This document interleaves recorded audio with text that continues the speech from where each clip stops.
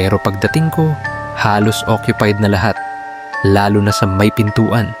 Kaya napilitan akong pumwesto sa pinakadulo, sa madilim na bahagi. Yung nap room kasi, pael ang hugis. Kaya may liko bago ka makarating sa dulo.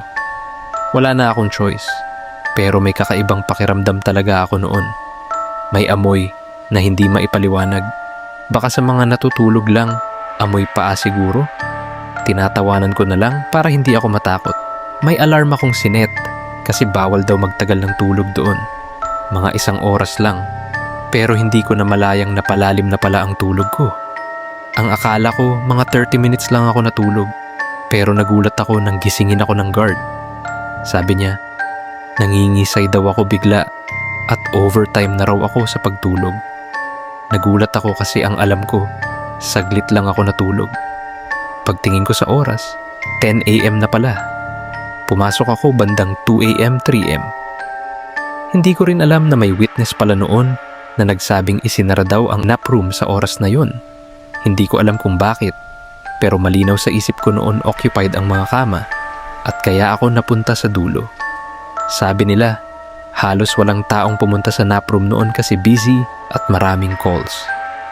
Baka dalawa lang o ako lang talaga ang nandoon. Ang nakakakilabot yung guard na nagising sa akin, hindi ko na ulit nakita sa site. Madalas ko silang makita at nakakausap, pero siya nawala. Tapos ang na-feel ko talaga noon, puro what if? Paano kung hindi ako nagising? Pinaliwala ko lang iyon sa simula, hanggang sa mismong ako na ang nakakita. Isang araw, pumasok ako sa nap room. May bakanteng kama malapit sa pinto, kaya doon ako humiga. Pagkahiga ko, bigla akong nanaginip. Detalyado kong naalala ang buong insidente na nangyari dati. Pero sa panaginip ko, parang hindi ako nakikita nandoon ako pero walang nakakaramdam sa akin.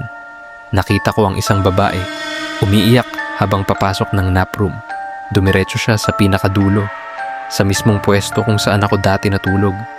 Tahimik lang siyang umiiyak, marahil sobrang stress na siya. Sa totoo lang, grabe talaga ang pressure sa telco account, lalo na kung nalalaman ng customers na Pilipino ka. Ang bababa ng tingin nila.